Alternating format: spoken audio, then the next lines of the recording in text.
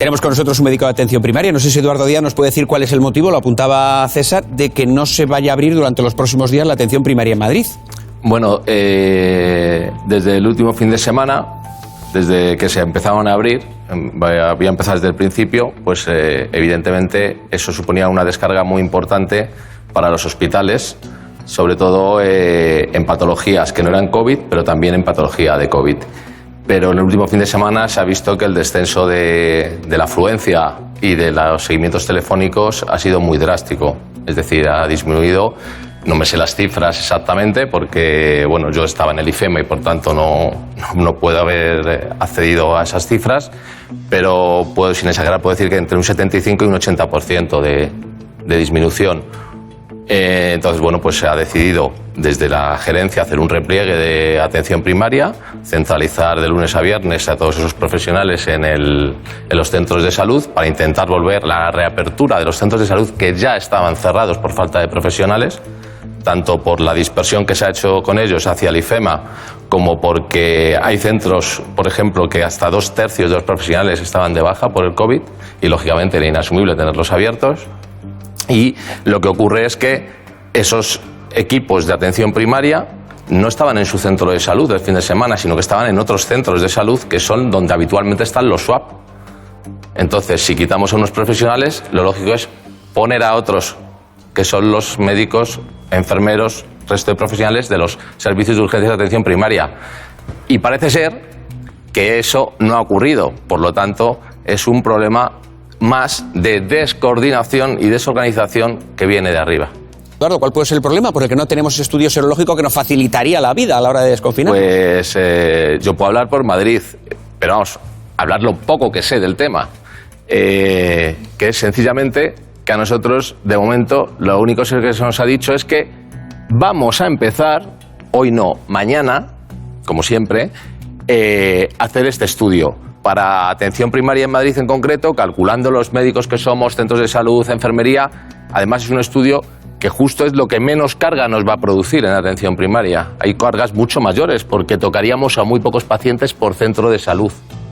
Creo que en total en la Comunidad de Madrid, creo recordar que no sé si eran 36.000, no sé si familias o pacientes, ahora mismo no recuerdo, pero si lo calculamos por consulta de médico por cupo, tocamos a muy pocos. Y es tomarles la muestra en domicilio o en centro de salud y ya está. Pero en otras comunidades autónomas se ha tomado la decisión de hacerlo de otra manera distinta, por llamada telefónica y una unidad va al domicilio. Entonces, vamos a lo de siempre. Nuevamente, como en mi intervención anterior, una desorganización. No hay pautas claras de cómo hay que hacerlo, cada autonomía lo gestiona porque tiene que ser protagonista en el estudio y al final nos encontramos con que el estudio lleva ya una semana de retraso y probablemente lleve más tiempo de retraso y al final no sabemos el estado epidemiológico de la población. Pues vamos a ver, hasta 15 puertas de entrada parece que pudo tener el virus a mediados de febrero, Eduardo. O sea, es sorprendente. Sí, el ejemplo que has puesto del Valencia-Atalanta, sí. Yo creo que todos los que estábamos aquí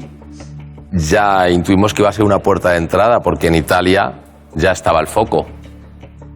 Y era lógico que esos valencianos que fueron a disfrutar del partido de fútbol de su equipo, pues una gran cantidad de ellos probablemente, pues, lógicamente al tener contacto con la fuente, pues sí, con los vectores de allí, pues los trajeran a España.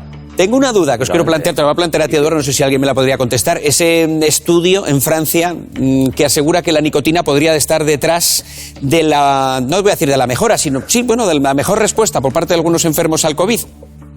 Bueno, pues realmente yo a ese tipo de estudios no le hago mucho caso. Y yo pongo un ejemplo muy sencillo. El COVID nos ha traído una tragedia enorme a España, pero si algún día tenemos un estudio de prevalencia del COVID en España, veremos que la mortalidad, el índice de letalidad real de ese virus, pues no sé cuál será, pero a lo mejor es el 1% en toda la comunidad. Sin embargo, los fumadores, gracias al cáncer de pulmón, al EPOC, etcétera, tienen un índice de letalidad pues muy alto. Seguramente si dejaran de fumar todos los fumadores, ahora mismo todos de golpe, pues a lo mejor muchos médicos nos íbamos al paro. ¿Qué pasó? ¿Qué se nos escapó, Eduardo, cuando a mediados de febrero unas gripes distintas o con una evolución diferente? Si hubiéramos podido interpretar mejor aquellas gripes, nos encontraríamos ahora en un escenario distinto. Me imagino que fallaron varias cosas. La primera de ellas, este tipo de pacientes, el primer punto al que van siempre es atención primaria, a su médico de centro de salud. Partimos de una atención primaria que más o menos tenemos asignadas agendas con entre 5 y 7 minutos por paciente, más las urgencias que vienen. Evidentemente en 3 minutos, o en 4, o en 5, o incluso en 10, no se puede ver bien a un paciente.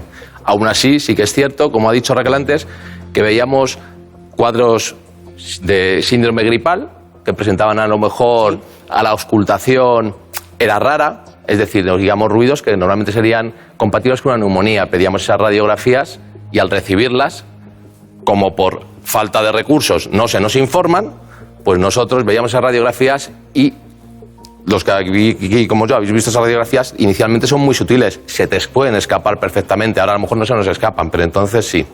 Entonces, si sumamos todo eso, pues, aparte hay una red de médicos centinela, que probablemente esa red no es lo suficientemente importante, de tamaño, como para detectar estos pacientes. Entonces, todo esto ahora, ¿qué hay que hacer? Hay que repensar cómo es esa atención primaria. Ahora estamos hablando de que se va a hacer la normalización de la atención primaria. Se nos repliega a los centros para normalizar la atención. Si normalizar la atención es volver a ver a los pacientes en periodos de 5 minutos, no se va a volver a normalizar la atención. Hay que repensarla, hay que hacerla nueva. No podemos volver a ver 60 pacientes en una consulta. No puede ser que nuestros pacientes se agreguen todos cuando están en una... Pero no ya solo por el coronavirus, por la simple gripe, en nuestras salas de espera, en las salas de espera de urgencias. Eso hay que evitarlo a toda costa. Y para eso necesitamos recursos humanos y recursos materiales. Y este país necesita invertir en sanidad. No sé si será cierta la noticia, pero hoy mismo sale, o ayer, la noticia de que la región de Murcia, debe ser que como se ha visto poco afectada, no se da cuenta del asunto, recorta en 57 millones el presupuesto de sanidad de los próximos presupuestos. Y lo recorta en materiales. O sea que si viene otra epidemia, a lo mejor es que no van a tener EPIs. O sea, son cosas completamente incoherentes, inconcebibles en la situación en la que estamos. Y además, añado, como ha dicho antes Juan, creo, o sea, el talento de nuestros residentes que terminan este año. No, Julián, lo ha dicho, Julián Ezquerra. 7.000 nuevos residentes de diversas especialidades, la mayoría de familia, que ahora mismo no saben si cuando acabe mayo, que se les dijo que se les iba a contratar, se les iba a prolongar la residencia. Eso se cortó afortunadamente y se dijo que no, la residencia la acababan cuando la tienen que acabar. ¿Les van a contratar como adjuntos? Porque es que los necesitamos. Los necesitamos en atención primaria, lo necesitan las urgencias, lo necesitan las demás especialidades, porque durante 2 meses hemos frenado toda la actividad asistencial. Es decir, donde antes había 6 meses de lista de espera, ahora va a haber 10 meses de lista de espera. Y eso necesita muchos recursos. Y esta sociedad o estos políticos se dan cuenta de eso, o en la próxima epidemia no la vamos a aguantar y nos va a arrasar de verdad a todos. ¿Eduardo? Sí, la verdad que lo ha explicado muy bien César. Eso es lo que ocurre. La evolución de la historia natural de la enfermedad, que se llama, es esa. La primera semana hay una fuerte carga viral normalmente, sobre todo en este tipo de pacientes que luego se complican. Y a partir de ese 7º día esa carga viral empieza a bajar, pero empieza a responder el organismo. Y el organismo a veces responde en exceso. Y ese exceso de respuesta, ¿vale?, pues genera una serie de alteraciones en nuestros propios tejidos.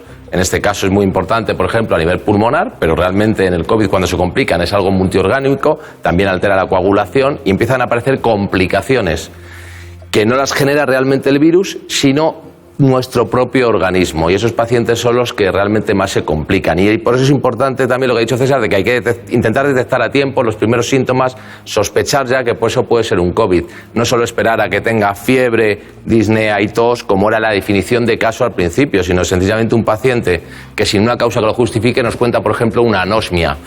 ¿Qué es una anosmia? Una pérdida de olfato, perdón. La pérdida de olfato del gusto. La pérdida de olfato. Pues aunque en las series chinas inicialmente solo estaba descrito en un 6-7% de pacientes, no sabemos por qué realmente solo era ese. Pero aquí en España, yo por lo menos lo que estoy viendo, tanto en consulta como en pacientes ingresados cuando está en el linfoma, es muy frecuente. Evidentemente no todas serán COVID, pero dentro de los COVID es muy frecuente. Te quiero preguntar